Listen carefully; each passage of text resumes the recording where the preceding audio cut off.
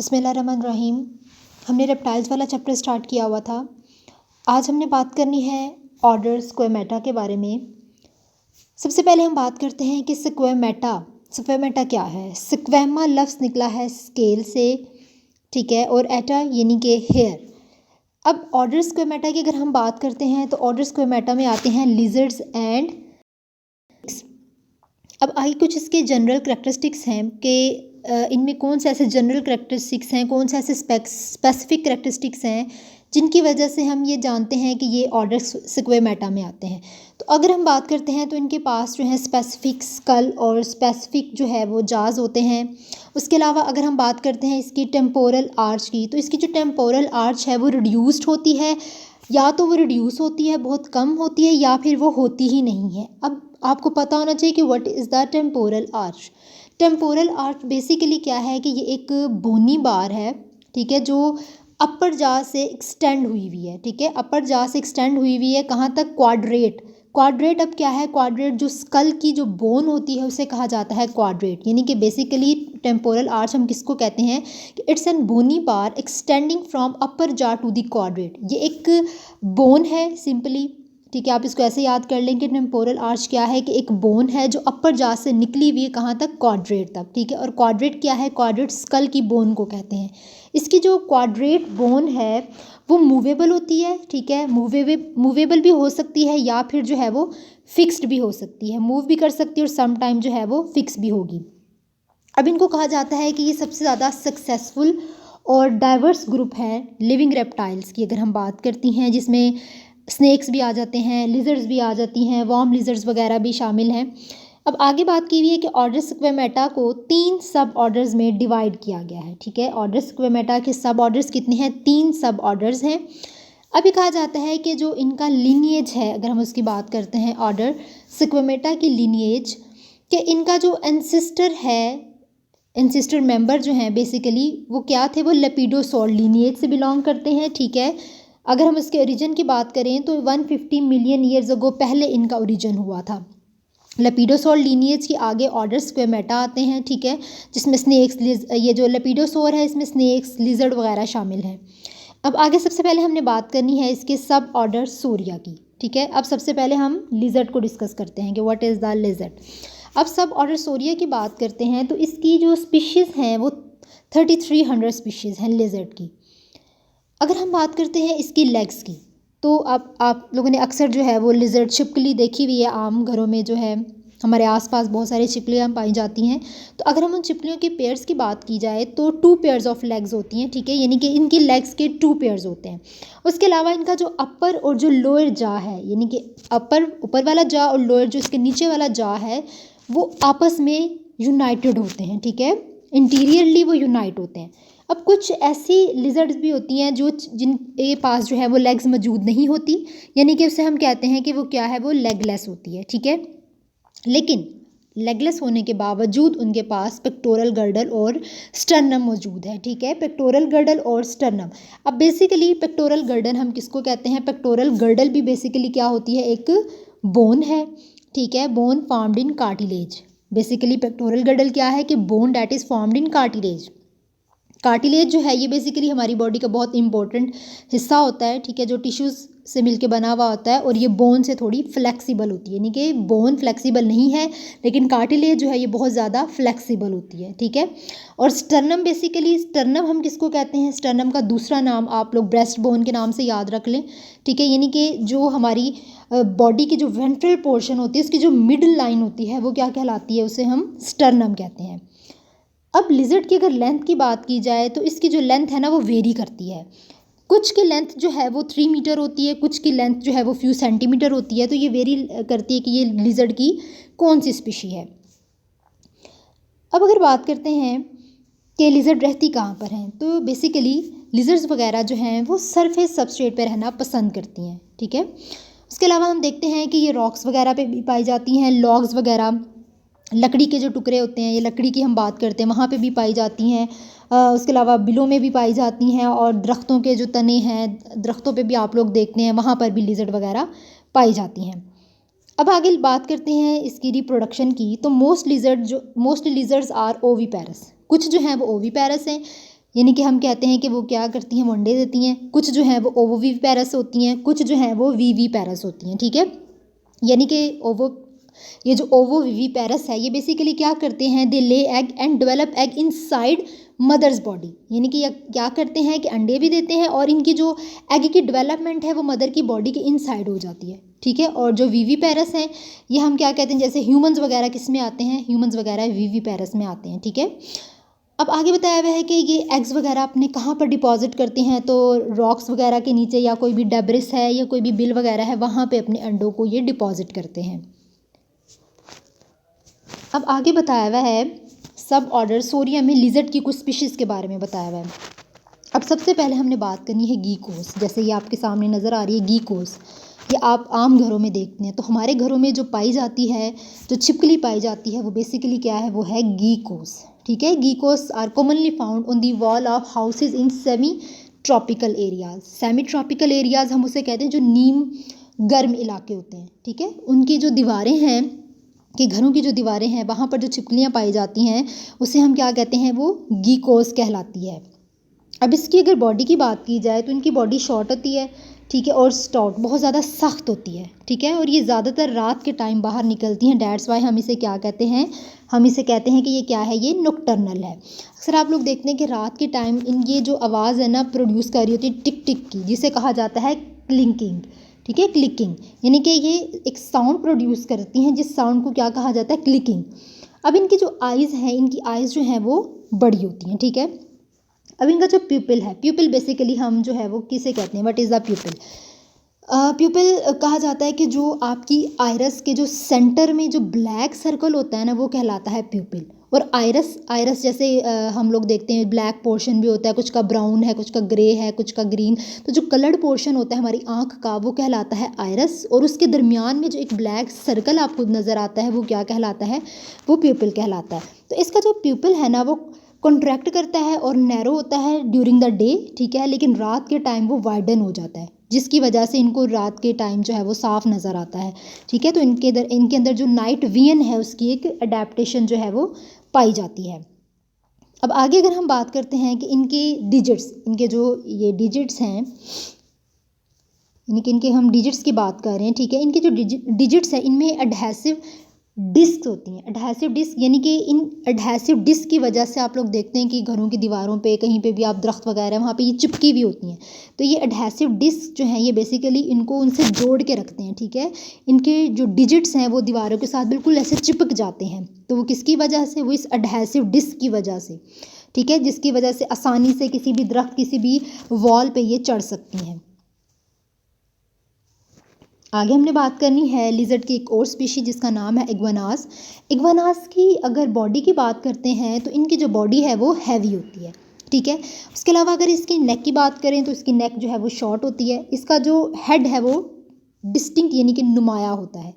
अब यहाँ पे हम लोग देखते हैं कि जो इग्वानास के ग्रुप हैं वो ज़्यादातर कहाँ पर पाए जाते हैं, तो इसके कुछ ग्रुप की हम बात करते हैं। जो मेरीन इग्वानास हैं वो गैलापागोस आइलैंड में ज़्यादातर पाई जाती हैं। उसके अलावा जो फ्लाइंग ड्रैगन जिसे ड्रैको भी बोला जाता है तो वो साउथ ईस्ट एशिया में पाए जाते हैं, ठीक है। अगर ड्रैको की बात करते हैं तो ड्रैको की जो स्किन है ना उस पर फोल्डिंग्स होती हैं, बहुत ज़्यादा फोल्डिंग्स होती हैं जो इसकी रिब को सपोर्ट कर रही होती हैं। अब यहाँ पे इसकी बताया हुआ है ग्लाइडिंग, यानी कि जो इसकी रिब है ना ये आगे बताया हुआ है कि that can expand to form a gliding surface, it can glide 30 metre or more. तो इसकी हमने जो फोल्डिंग की बात की है वो इसकी रिब्स को सपोर्ट कर रही होती है, जिसकी वजह से हम देखते हैं कि बहुत ज़्यादा ग्लाइडिंग करती हैं, तकरीबन 30 मीटर या उससे ज़्यादा तक जो है ये ग्लाइड कर सकती हैं। एक और स्पीशी है लिजर्ड की जिसका नाम है कैमिलियंस। अब कैमिलियंस की हम बात कर लेते हैं कि व्हाट इज़ द कैमिलियंस। ये भी एक और ग्रुप है इग्वानास का ही जो कि अफ्रीका और इंडिया में ज़्यादातर ये पाए जाते हैं। अब जो कैमिलियन है ना ये आर्बोरियल होते हैं। इनका लाइफस्टाइल क्या है, इनका लाइफस्टाइल है आर्बोरियल। आर्बोरियल लाइफस्टाइल की अगर हम बात करते हैं व्हाट इज़ आर्बोरियल, तो आर्बोरियल हम उसे कहते हैं जो दरख्तों पर रहते हैं, ठीक है। अब अगर इसकी टंग की बात की जाए तो इसकी जो टंग है ना वो लॉन्ग होती है और स्टिकी टंग होती है, स्टिकी यानी कि चिपचिपी। तो इसकी जो टंग है वो लॉन्ग है और स्टिकी है जो कि इंसेक्ट्स वगैरह को कैप्चर करने का काम करती है। आगे बताया हुआ है एनोलीज और पेट स्टोर कैमेलियन के बारे में। ये भी इग्वानाज की भी एक और स्पीशी है, लेकिन ये ट्रू कैमेलियन नहीं है, ठीक है। अगर हम कैमेलियन और एनोलीज की बात करते हैं तो इनमें एक बहुत इंपॉर्टेंट एबिलिटी जो आपको पता होनी चाहिए कि इनमें क्या एबिलिटी है, एक ख़ासियत क्या है कि अपनी बॉडी के कलर को जो है वो चेंज कर सकती हैं। अब अपनी बॉडी के कलर को किस तरह से चेंज करेंगी, कौन सा रिस्पॉन्स मिलेगा, तो जो है इन्होंने अपनी बॉडी का कलर चेंज कर लेना है। तो कोई भी इल्यूमिनेशन, रोशनी कोई मिलती है, या कोई टेम्परेचर की हम बात करते हैं, या बिहेवियरल स्टेट में जब इन्होंने कोई बिहेवियर शो करवाना होता है तो उस टाइम अपनी बॉडी के कलर को जो है ये चेंज कर देती हैं, ठीक है। जिस तरह का सबस्ट्रेट है उसी तरह का ये कलर चेंज कर लेती हैं और ख़ुद को छुपा लेती हैं, ख़ुद को कैमोफ्लेज कर लेती हैं। अब आगे हमने बात करनी है विनोमस लिजर्ड की, ठीक है। अब ये जो विनोमस लिजर्ड की हम बात करते हैं तो दे आर बेसिकली गीला मॉन्स्टर, ठीक है। ये क्या है, ये गीला मॉन्स्टर है जिसका साइंटिफिक नेम है हेलोडर्मा सस्पेक्टम, ठीक है। उसके अलावा एक और है जिसका नाम है मैक्सिकन बीडेड लिजर्ड, ठीक है, मैक्सिकन बीडेड लिजर्ड जिसका साइंटिफिक नेम है हेलोडर्मा हॉरिडम, ठीक है। इनकी जो बॉडी है वो भी बहुत ज़्यादा हैवी होती है, ठीक है। जिस तरह हमने इग्वानास की बात की कि उनकी बॉडी भी हैवी होती है, तो इनकी बॉडी भी बहुत ज़्यादा हैवी होती है। और ये कहाँ पर पाई जाती हैं, ये जो अमेरिका के नॉर्थ में, ठीक है, साउथ वेस्ट में ज़्यादातर ये पाई जाती हैं। अब इनके हमने कहा कि ये विनोमस है, ठीक है। अब विनोमस क्या मतलब कि कहाँ से जो है वो वीनम निकलेगा या वीनम रिलीज़ होगा, तो इनके जो टीथ है उसकी सरफेस में एक ग्रूव होता है। ग्रूव बेसिकली हम किसको कहते हैं, एक होलो, एक डिप्रेशन को कहा जाता है, ठीक है।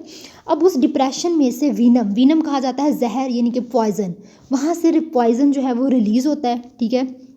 अब क्या होता है कि लिजर्ड क्या, जब कोई भी अपना प्रे जो है उसे च्यू कर रही होती है, उसे चबा रही होती है, तो अपना जो भी इसका वीनम है, जो भी पॉइजन है वो उसके अंदर इंजेक्ट कर देती है। लेकिन ये जो लिजर्ड की बाइट है वो ह्यूमंस की अगर बात करें तो उसके लिए जानलेवा नहीं है, ठीक है। अब इग्वानास की देखें तो ये आपको पिक्चर नज़र आ रही है, और ये जो है कैमेलियन की आपको पिक्चर नज़र आ रही है। अब ये दोनों जो हैं इनकी बॉडी बहुत हैवी होती है।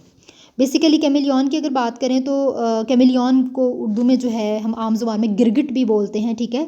इग्वाना की बॉडी की अगर यहाँ पे आप लोग स्किन की देखें तो यहाँ पे आपको फोल्डिंग्स नज़र आ रही हैं, तो ये बहुत ज़्यादा हैवी होती है इग्वानाज। अब हमने बात करनी है सेकंड सब ऑर्डर सरपेंटीज़। अब सरपेंटीज़ की हम बात करते हैं तो सरपेंटीज़ बेसिकली इसमें हम स्नेक्स की बात करते हैं, ठीक है। यानी कि बड़े बड़े जो स्नेक्स होते हैं वो सरपेंटीज़ में आते हैं। अगर हम बात करें कि इसमें कितनी स्पीशीज़ पाई जाती हैं तो 2300 स्पीशीज़ पाई जाती हैं सब ऑर्डर सरपेंटीज़ में, ठीक है। अब मेजॉरिटी जो स्नेक्स हैं ना वो ह्यूमन के लिए ख़तरनाक नहीं होते, लेकिन कुछ ऐसे स्पीशीज़ भी हैं स्नेक्स की जो ह्यूमन के लिए बहुत ज़्यादा ख़तरनाक होती हैं, ठीक है।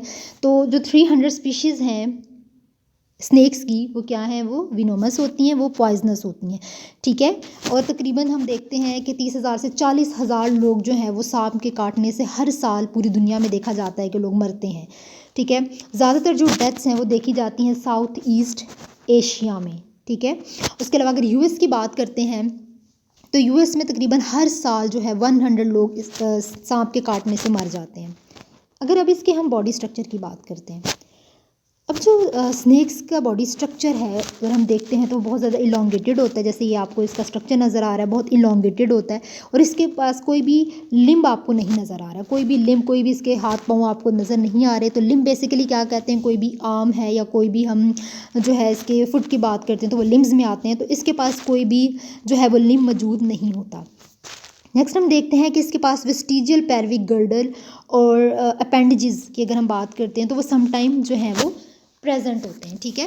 अब वेस्टिजियल की हम बात करते हैं तो जैसे आप लोगों ने सुना हुआ है कि सांप जो पहले थे उनके पास लिम्स मौजूद थे, हैंड लिम्स की हम बात करते हैं। तो अब ये जो वेस्टिजियल है, वेस्टिजियल पैल्विक गर्डल, इसका क्या मतलब है कि जैसे जो बड़े बड़े सांप जैसे पाइथन और जो बोआ है, ठीक है, पाइथन और बोआ, इनके पास जो टाइनी हाइंड लेग बोन्स इनकी नज़र आती हैं, इनके पास छोटी छोटी हाइंड लेग बोन्स जो हैं वो नज़र आती हैं, यानी कि उनके जो वेस्टिजियल रेमनेंट्स हैं लेग्स के, जो थोड़ी सी इनकी बोन बच गई थी वो थोड़ी सी नज़र आती है। तो बेसिकली वो जो विजिबल पोर्शन है वेस्टिजियल रेमनेंट का, उसकी जो क्लोका की दोनों साइड्स पे, ठीक है, वो उसे कहा जाता है वेस्टिजियल पेल्विक गर्डल। तो उन्होंने कहा है कि vestigial pelvic girdle some time उनमें मौजूद होता है। इसका क्या मतलब है कि जैसे बोआ है, जैसे पाइथन है, उसमें हम देखते हैं कि जो visible portion of vestigial remnant of legs found on both side of cloaca, ठीक है। अब आगे इसका सेकंड पॉइंट बताया हुआ है कि they contain more than 200 vertebrae and pairs of ribs. अब अगर हम इसमें बात करते हैं वर्टिब्राई की, तो 200 वर्टिब्राई होते हैं, ठीक है। पेयर्स ऑफ रिब्स भी इसमें पाए जाते हैं। उसके अलावा इनमें जॉइंट्स भी पाए जाते हैं इनके वर्टिब्राई के अंदर। और इसकी जो बॉडी है वो बहुत ज़्यादा फ्लेक्सिबल होती है, ठीक है। अब आगे इसके थर्ड पॉइंट में बताया हुआ है कि जो स्नेक के जो स्कल है, इसमें ये अडेप्टेशन है कि वो पूरा कोई भी इसका प्रे है उसे स्वेलिंग कहा जाता है, निगल जाना, ठीक है। पूरा जो भी इसका प्रे होता है उसे ये क्या करता है, निगल जाता है। इसका जो अपर जा है, इसका ये वाला जो, जैसे ये वाला ऊपर वाला जो इसका है ना, ये वाला अपर जा होगा, जो नीचे वाला है ये क्या होगा, ये इसका लोअर जा होगा। तो इसका जो अपर जा है ना वो मूवेबल होता है, ठीक है। और इसका जो अपर और जो लोअर जा है दे आर लूजली ज्वाइंट, ठीक है। ये लूजली ज्वाइंट होते हैं, इसका अपर और इसका जो लोअर जा है वो लूजली ज्वाइंट होते हैं, ठीक है। ऐसा नहीं कि हार्डली ज्वाइंट हो, लूजली ज्वाइंट हो। इस वजह से क्योंकि ये लूजली ज्वाइंट होते हैं तो इनके जो दोनों के जो अपर और जो लोअर जा है वो इंडिपेंडेंटली, यानी कि इनका हाफ जा इंडिपेंडेंटली मूव कर सकता है, ठीक है। इन दोनों का जो हाफ जा है वो इंडिपेंडेंटली मूव कर सकता है। डैट्स वाई हम कहते हैं कि कोई भी इसका प्रे है तो उसे ये निगल लेते हैं। अब आगे इसके मैकेनिज़्म की बात करते हैं, फोकसिंग ऑफ आई की। तो इसका जो मैकेनिज़्म है फोकसिंग ऑफ आई का वो थोड़ा सा मुख्तलिफ है लिजर्ड की निस्बत, यानी कि लिजर्ड की अगर हम रेटिना की बात करते हैं तो उससे थोड़ा इनका जो है वो मैकेनिज़्म मुख्तलिफ है। इनकी जो बॉडी है वो इलांगेट होती है, नैरो होती है, ठीक है। इसका जो लेफ़्ट लंग होता है ना वो रिड्यूस होता है, ठीक है। इसका लेफ़्ट लंग रिड्यूस है जिसकी वजह से इसका जो गाल ब्लैडर है, इसकी जो राइट किडनी और जो इसकी गुनेड्स हैं वो थोड़े से अपनी जगह से डिस्प्लेस हुए होते हैं। अगर हम इसके रिप्रोडक्शन की बात करते हैं तो मोस्टली जो स्नेक्स होते हैं ना वो क्या होते हैं, वो ओवी पैरस होते हैं, ठीक है। मोस्टली जो है वो अंडे देते हैं। कुछ ऐसे स्पीशीज़ भी हैं जो क्या करती हैं, अपने बच्चों को बर्थ करती हैं, they give birth to live young like the new world boas and garter snake. जैसे कि ये बॉज की हम बात करते हैं, गार्टर स्नेक की बात करते हैं, ठीक है। तो ये स्नेक्स हैं। अब आगे हम बात करते हैं एवोल्यूशन। ये तो हमने स्नेक्स के करैक्टरिस्टिक्स की बात की है, अब एवोल्यूशन ऑफ स्नेक्स क्या है। जो जोलॉजिस्ट है ना, इनकी डिबेट स्नेक्स के ओरिजिन को लेके बहुत देर तक चलती रही कि किस तरह से स्नेक्स की ओरिजिन हुआ, किस तरह से एवोल्यूशन हुई। अब ये कहा जाता है कि जो अर्लीस्ट फॉसल जो स्नेक्स के थे वो कब के थे, वो क्रिटेशियस पीरियड जो कि 135 मिलियन ईयर ओल्ड, यानी कि जो उनको फॉसल मिला स्नेक का वो 135 मिलियन ईयर ओल्ड पुराना था। तो जोलॉजिस्ट का ये कहना था कि उस टाइम जो स्नेक्स थे ना दे आर बोरोअर्स, यानी कि वो बिलों में रहते थे। और उनके बिलों में रहने की वजह से क्या हुआ कि उनके जो अपेंडेजेस हैं ना वो ख़त्म हो गए, लॉस होना शुरू हो गया। उनके स्ट्रक्चर में बहुत ज़्यादा तब्दीलियाँ आईं क्योंकि वो बिलों में सारा टाइम अपना गुजारती थी। कुछ का ये भी मानना था कि जो अर्लीस्ट स्नेक थे, जो पहले स्नेक थे वो एक्वेटिक थे, पानी में रहते थे, या फिर वो जो डेंसली वेजिटेटेड एरियाज़ घने जंगलात में रहते थे जिसकी वजह से उन्होंने अपनी जो लेग्स हैं उन्हें खो दिया। तो ये एवोल्यूशन ऑफ स्नेक्स है। नेक्स्ट बताया हुआ है इसके थर्ड सब ऑर्डर जिसका नाम है एम्फिसबाइना, जिसको वॉर्म लिजर्ड कहा जाता है। एम्फी का मतलब होता है डबल एंड बोइन वॉक, यानी कि इसको आप लोगों ने सुना होगा दुमुई भी कुछ लोग बोलते हैं, ठीक है। तो ये एम्फिसबाइना है जिसको वॉर्म लिजर्ड कहते हैं। अब इसकी स्पीशीज़ की बात करें तो इसकी 13 स्पीशीज़ हैं, ठीक है। और ये ज़्यादातर कहाँ पर रहती हैं, ये बिलों में रहना पसंद करती हैं या सॉइल में रहना पसंद करती हैं। ज़्यादातर ये अफ्रीका में, साउथ अमेरिका में या वेस्ट इंडीज़, मिडल ईस्ट वगैरह में ये पाई जाती हैं। मोस्टली जो हैं ये लेगलेस होती हैं, इनके पास लेग्स मौजूद नहीं होती। इनका जो स्कल है ना वो होता है भाई वेज शेप, वेज या फिर हम उसे कहते हैं शॉवल शेप। अब शॉवल शेप क्या होता है, बेसिकली शॉवल शेप आपने जैसे कभी खुरपा देखा है, इस तरह से इसके जो हेड है ना इस तरह से कुछ इसकी हेड की शेप होती है, यूं करके, ठीक है। इस तरह से आप कह लें कि यूं करके ना इस तरह से इसके हेड की शेप होती है, इस तरह का, जिस तरह खुरपा होता है। तो ये जो है ना ये शॉवल शेप कहलाती है, ठीक है। तो इस तरह की जो शेप है उसे हम कह रहे हैं शॉवल। वेज बेसिकली कहा जाता है तकूनी, यानी कि ट्रायंगुलर शेप। तो ये इस तरह की ट्रायंगुलर शेप यानी कि शॉवल शेप की इसका स्कल होता है।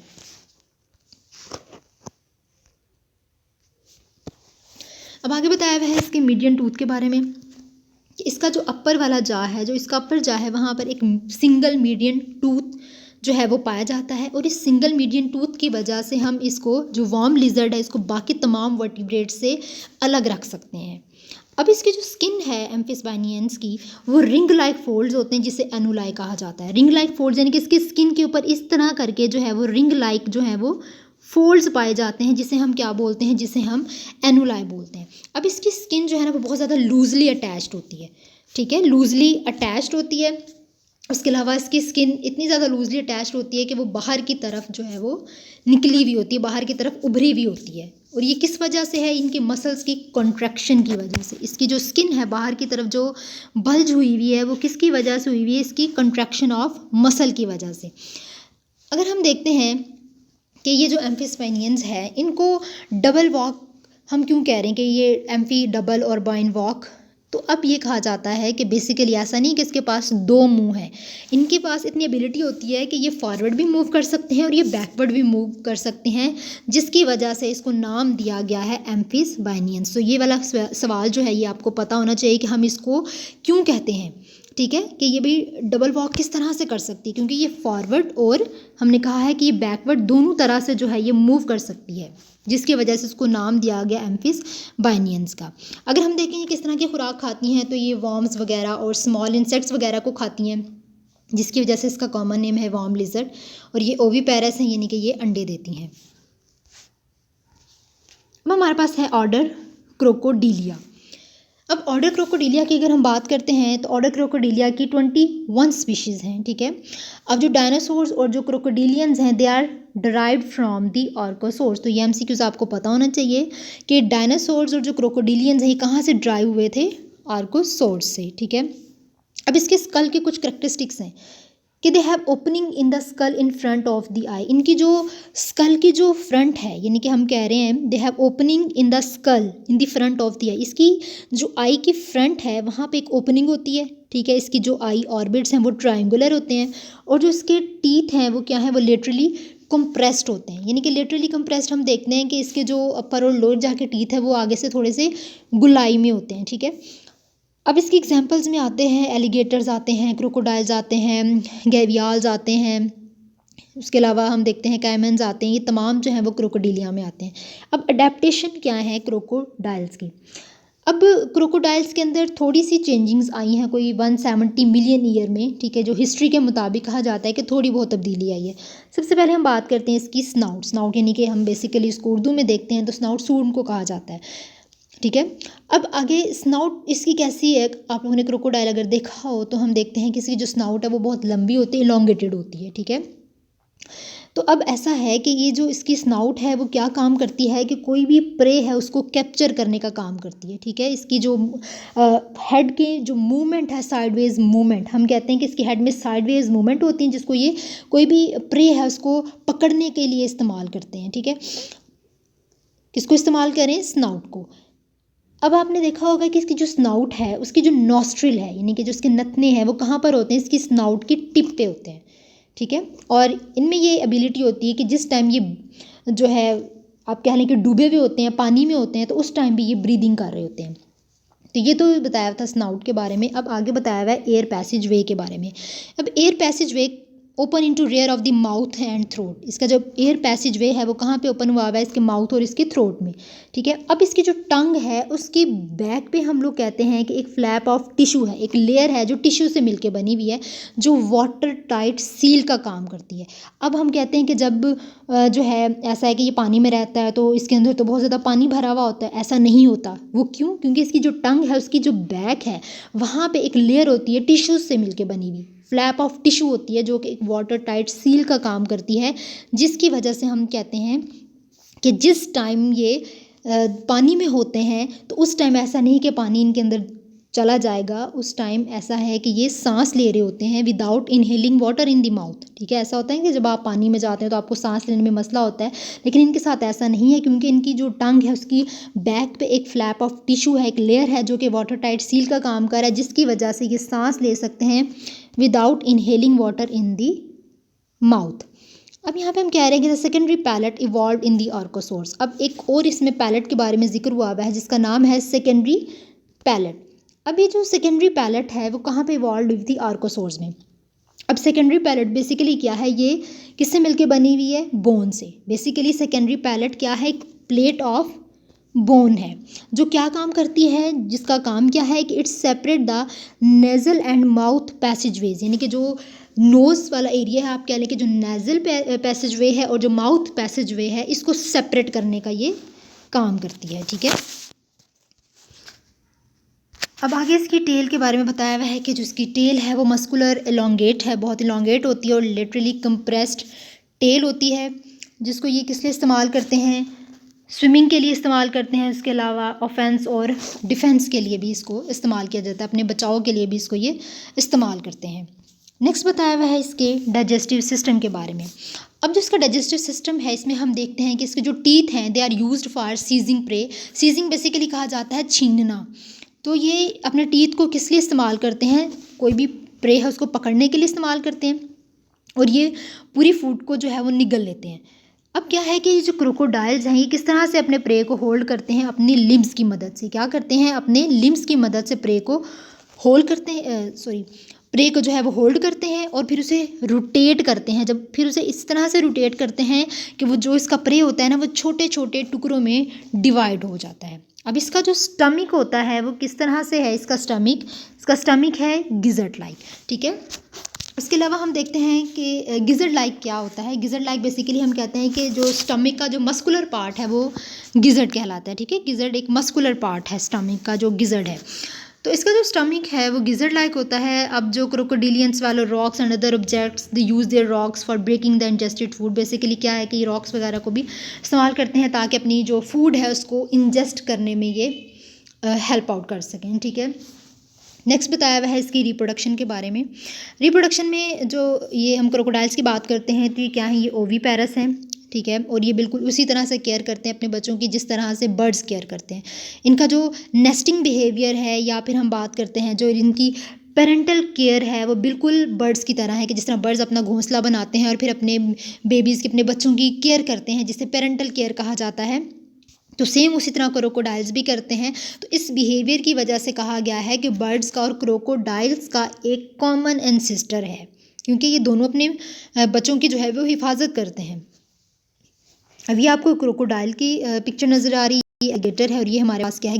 गैवियाल। गैवियाल की स्नाउट आप देखें बहुत ही लॉन्गेट है। ये क्या है? ये स्नाउट है और इसकी जो टेल है वो कंप्रेस्ड होती है। नेक्स्ट हम बात करते हैं एवोल्यूशनरी प्रेशर। एवोल्यूशनरी प्रेशर में बताया हुआ है सबसे पहले चकवालास की अडेप्टेशंस के बारे में बताया हुआ है।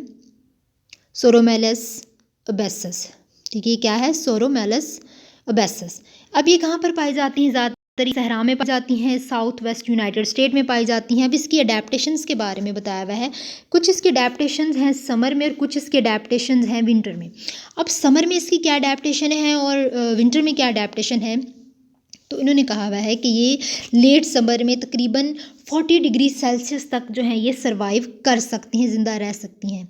अब ये जो चकवालाज है ये क्या करती हैं? ये पौधे वगैरह खाती हैं। ठीक है, किस तरह की खुराक खानी है इन्होंने? पौधे वगैरह खाते हैं। अब ऐसा है कि जब बहुत ज़्यादा गर्मी आ जाती है तो ये प्लांट्स वगैरह क्या करते हैं? प्लांट्स मुरझा जाते हैं, विदर जिसे हम बोल रहे हैं। ठीक है, मुरझा जाते हैं। तो जब प्लांट्स मुरझा जाएंगे तो इनके पास कुछ खाने को नहीं होगा, तो उस टाइम ये कौन सी कंडीशन में चले जाएंगे? एस्टिवेशन की कंडीशन में चले जाएंगे, जिसे समर हाइबरनेशन भी हम बोलते हैं। अब समर हाइबरनेशन या फिर एस्टिवेशन हम किसको कहते हैं? कि they spend they are hot day in state of dormancy और टॉर्पोर, यानी कि ज़्यादा सख्त गर्मी, ज़्यादा खुश्की जो है इनसे बर्दाश्त नहीं होती, तो उस टाइम ये ख़ुद को सुस्त कर लेते हैं, डॉर्मेंट कंडीशन में चले जाते हैं। तो फिर जैसे ही मौसम ठीक होता है, इनके लिए फेवरेबल होता है, तो वापस जो है ये नॉर्मल हो जाते हैं। तो ये इनकी अडेप्टेशन है समर में। अब आगे बताया हुआ है इसकी अडेप्टेशन विंटर में किस तरह से है। अब टेम्परेचर अगर हम विंटर में देखें तो मॉडरेट होता है, तो बहुत कम बारिशें होती हैं। तो आगे बताया हुआ है कि life in the desert is still not possible, therefore summer sleep of chuckwallas enter into winter sleep. Rainfall started in March. अब ऐसा है कि जब बहुत ज़्यादा गर्मी है वो भी इनसे बर्दाश्त नहीं होती, और जब बहुत ज़्यादा सर्दी होती है तो वो भी इनसे बर्दाश्त नहीं होती। तो उस टाइम क्या करते हैं कि चकवालाज जैसे पहले समर स्लीप पे चले गए थे, तो जब विंटर की कंडीशन इनके लिए फेवरेबल होती है तो उस टाइम ये विंटर स्लीप पे चले जाते हैं, ठीक है। फिर जैसे ही बारिशें स्टार्ट होती हैं मार्च के मौसम में, तो फिर दोबारा से ग्रीनरी आती है, फ्लावर्स वगैरह आते हैं। तो जैसे ग्रीनरी और फ्लावर्स अपीयर हो जाते हैं डेजर्ट वगैरह में, क्योंकि डेजर्ट में ये जो है वो नहीं रह सकते तो डॉर्मेंट हो जाते हैं। तो जैसे ही ग्रीनरी होती है, फ्लावर आ जाते हैं डेजर्ट में बारिश की वजह से, तो जो चकवालाज हैं they come out from the sleep, ठीक है। क्या करते हैं, बारिशों वगैरह में अपनी जो स्लीप है उसको ख़त्म कर देते हैं और दोबारा से नॉर्मल हो जाते हैं। देन फिर क्या करते हैं कि चकवालाज ब्राउजेज, फिर प्लांट्स वगैरह को खाते हैं, फ्लावर्स वगैरह को खाते हैं, और फिर पानी जो है वो पीते हैं। और इनमें एक एबिलिटी है कि ये जो बहुत ज़्यादा अमाउंट में पानी को स्टोर कर सकते हैं अपनी स्किन के अंदर, ठीक है। अंडर द स्किन ये वाटर को जो है वो स्टोर कर सकते हैं। अब हम बात करते हैं डिफेंस फ्रॉम प्रीडेटर्स। तो जो प्रीडेटर्स हैं they can not prey chuckwallas easily, आसानी से चकवालाज को जो हैं प्रीडेटर इन पे हमला नहीं कर सकते। वो क्या वजह है, क्योंकि चकवाला जो है ना वो एंटर कर जाते हैं इनटू रॉक क्रिवेस, यानी कि आप लोग देखते हैं कि कोई भी पहाड़ वगैरह से बहुत ज़्यादा दरारें पाई जाती हैं जिसे क्रिवेस कहा जाता है। तो ये वहाँ पे चले जाते हैं जिसकी वजह से कोई भी प्रेडेटर है वो इन पे हमला नहीं कर पाता। अगर हम देखते हैं कि inflate it's lungs with air, ये अपने लंग्स को ना हवा से भरे रखते हैं, ठीक है, जिसकी वजह से इसकी जो गिर्थ है, इसकी जो साइज़ है बहुत इंक्रीज़ हो जाता है, ठीक है। अब ऐसा है कि इसका साइज़ इंक्रीज़ हो जाता है, that thus it forms a wedge against entrance of the rock walls, there is friction of its body scales against the rocks. अब बेसिकली ऐसा होता है कि जो इसकी बॉडी है ना उसका साइज़ इंक्रीज़ हो गया। अब इसकी बॉडी का साइज़ इंक्रीज़ हो गया है, तो जब ये किसी भी रॉक वॉल के अंदर जाते हैं तो इसको फोर्स लगाते हैं, ठीक है। इसकी जो बॉडी के ऊपर कुछ स्केल्स पाए जाते हैं वो इसको रगड़ लगाते हैं, और फिर उस फ्रिक्शन की वजह से अगेंस्ट द रॉक वो फ्रिक्शन की वजह से जो है उसके अंदर जो है ये घुस जाते हैं। डैट्स वाई ये कहा जाता है कि चकवालाज को ईज़िली पकड़ना जो है वो मुश्किल होता है, और फिर चकवालाज को वहाँ से निकलने में प्रॉब्लम होती है क्योंकि उनका साइज़ बड़ा हुआ होता है, उनको टाइम लगता है, तो ये भी वजह है। अब आगे बताया हुआ है एक्सटर्नल स्ट्रक्चर और लोकोमोशन के बारे में। तो सबसे पहले हमने बात करनी है स्किन की। तो जो रेप्टाइल्स की स्किन है इनमें कोई भी रेस्पिरेटरी फंक्शन नहीं होता। रेप्टाइल की स्किन बहुत ज़्यादा थिक होती है, ड्राई होती है और कैराटिनाइज्ड होती है, कैराटिन से मिलकर बनी हुई होती है। इनकी बॉडी पे जो स्केल्स होते हैं उनके बहुत ज़्यादा फंक्शंस होते हैं, और हर स्पीशी की हम बात करते हैं उनका डिफरेंट फंक्शन है। जैसे हम देखते हैं कि स्नेक्स में कहा जाता है कि उनकी जो बैली है उस पर बहुत लार्ज स्केल्स पाए जाते हैं। अब ये जो स्केल्स हैं ये क्या काम कर रहे होते हैं कि they scales provide contact with the substrate during locomotion, किसी भी सबस्ट्रेट के साथ कॉन्टैक्ट प्रोवाइड करते हैं जब ये लोकोमोशन कर रहे होते हैं, जब ये मूवमेंट शो कर रहे होते हैं, ठीक है। तो उस टाइम ये कॉन्टैक्ट प्रोवाइड कर रहे होते हैं किसी भी सबस्ट्रेट के साथ। अगर हम बात करें रेप्टिलियन स्किन की, तो ये लेस ग्लैंडुलर होती है देन एम्फीबियन, ठीक है। अब ये जो स्किन ग्लैंड्स हैं वो क्या काम करते हैं, वो फिरोमोन्स को सक्रीट करते हैं, ठीक है। फिरोमोन्स बेसिकली क्या होते हैं, हम कहते हैं कि फिरोमोन्स बेसिकली केमिकल्स होते हैं, ठीक है। अब ये जो फिरोमोन्स इनका फंक्शन क्या है कि सेक्स रिकॉग्निशन यानी कि सेक्स डिटर्मिनेशन करना, अब ठीक है, डिफेंस के लिए इनको इस्तेमाल किया जाता है, अपने बचाव के लिए इस्तेमाल किया जाता है। उसके अलावा हम देखते हैं क्रोमेटोफोर्स की बात करते हैं। तो जो क्रोमेटोफोर्स हैं रेप्टाइल्स के, they are dermal in origin, ठीक है। क्रोमेटोफोर्स बेसिकली क्या हैं, ये पिगमेंट्स हैं या आप इसको लाइट रिफ्लेक्टिंग सेल्स भी कह सकते हैं, जो क्या काम करते हैं हम देखते हैं कि क्रिप्टिक कलरेशन को कहा जाता है कैमोफ्लेज यानी कि जिस तरह का सबस्ट्रेट है ये ख़ुद को उस तरह छुपा लेते हैं, उस अपनी बॉडी को उस तरह से चेंज कर लेते हैं। जैसे अगर ये दरख्त में है, किसी ग्रीन पत्ते पे हैं, तो अपना कलर भी जो है ये ग्रीन कर लेंगे। उसके अलावा मिमिक्री की हम बात करते हैं, तो मिमिक्री बेसिकली हम कहते हैं कि दो स्पीशीज़ की रिजेम्बलेंस है लेकिन वो आपस में एक दूसरे से मिलती नहीं है, ठीक है। Resemblance of two species that are not closely related. उसके अलावा हम बात करते हैं अगर पॉस्मेटिक कलरेशन की, पॉस्मेटिक कलरेशन भी रेप्टाइल्स में है। पॉस्मेटिक कलरेशन हम कहते हैं कि वार्निंग सिग्नल्स, यानी कि इनकी बॉडी पे कुछ मार्क्स आ जाते हैं जिसकी वजह से कोई भी प्रीडेटर है उसको ये वार्निंग देते हैं, तो ये कहलाती है पॉस्मेटिक कलरेशन। उसके अलावा ये जो कलर्स हैं ये सेक्स रिकग्निशन में भी जो है वो अपना फंक्शन प्ले करती हैं, थर्मोरेगुलेशन में भी करते हैं। थर्मोरेगुलेशन कहा जाता है कि maintenance of body temperature. Next यहाँ पे बताया हुआ है एक्डाइसिस के बारे में, जो रेप्टाइल्स में इंपॉर्टेंट अडेप्टेशन है, मेन अडेप्टेशन है। बेसिकली एक्डाइसिस हम किसको कहते हैं कि the process in which reptiles periodically shade their outer epidermal layer of the skin is called ecdysis. यानी कि हम देखते हैं कि पीरियोडिकली यानी कि वक्फे से जो रेप्टाइल्स हैं अपनी जो ऊपर वाली स्किन होती है उसे उतार देते हैं, उसे शेड कर देते हैं, तो ये चीज़ कहलाती है एक्डाइसिस या फिर मोल्टिंग कहलाती है। जितने भी रेप्टाइल्स हैं वो एक्डाइसिस का प्रोसेस करते हैं। अब बेसिकली एक्डाइसिस का प्रोसेस होता कब है कि ये इन्होंने अपनी ऊपर वाली जो स्किन है, जो आउटर एपिडर्मल लेयर है, उसे किस टाइम जो है वो शेड करना है, किस टाइम रिमूव करना है, तो इसकी क्या रीज़न है। अब क्या होता है कि जो इसकी ब्लड सप्लाई है, जो स्किन की हम बात कर रहे हैं, blood supply to the skin does not move into the epidermis. जो ब्लड इसकी स्किन को पहुंच रहा होता है वो इसकी एपिडर्मस तक नहीं पहुंचता। ठीक है, जब इस जो ब्लड इसकी स्किन को जा रहा होता है जब वो एपिडर्मस तक नहीं पहुंचता तो उससे क्या होता है कि जो इसकी आउटर एपिडर्मल सेल है ना, उनका ब्लड के साथ कोई कांटेक्ट नहीं होता। जो आउटर एपिडर्मल सेल है उसका किसी ब्लड के साथ, जो ब्लड सप्लाई है उसके साथ कांटेक्ट नहीं होता, जिसकी वजह से ये क्या करते हैं, ये मर जाती है, डाई कर जाती है। जब ये डाई कर जाती है तो जो इसका लिम्फ है, लिम्फ बेसिकली कहा जाता है बॉडी फ्लूइड को। तो जो बॉडी फ्लूइड है, जो लिम्फ है, वो कहाँ पर मूव करना शुरू कर देता है, इनर और आउटर एपिडर्मल लेयर में। ठीक है, जिसकी वजह से इसकी जो आउटर एपिडर्मस है वो बहुत ज़्यादा लूज़ हो जाती है और फिर ये इन्होंने एक्डाइसिस का प्रोसेस शुरू कर देना होता है। यानी कि आप इसको सिंपल वर्ड में कैसे याद रख सकते हैं कि जो ब्लड इसकी स्किन को जा रहा होता है वो इसकी एपिडर्मस लेयर तक नहीं पहुंच पा रहा होता, तो फिर इसकी जो आउटर एपिडर्मस में जो सेल्स होते हैं ना, उनका ब्लड सप्लाई के साथ कोई कांटेक्ट नहीं होता, तो वो डाई कर जाते हैं, वो मर जाते हैं। ठीक है, तो फिर डाई कर जाते हैं, देन क्या होता है कि जो बॉडी फ्लूइड है, जो लिम्फ है, वो इनकी आउटर एपिडर्मल लेयर तक जा रहा होता है, जिसकी वजह से जो इसकी आउटर एपिडर्मस है वो लूज़ हो जाती है। देन एक्डाइसिस का प्रोसेस स्टार्ट होता है। अब ecdysis begins in the head region. Basically ecdysis का जो प्रोसेस है, इन्होंने जो स्किन उतारना शुरू करनी होती है वो कहाँ से शुरू करते हैं, वो हेड रीजन से जो है वो स्टार्ट करते हैं।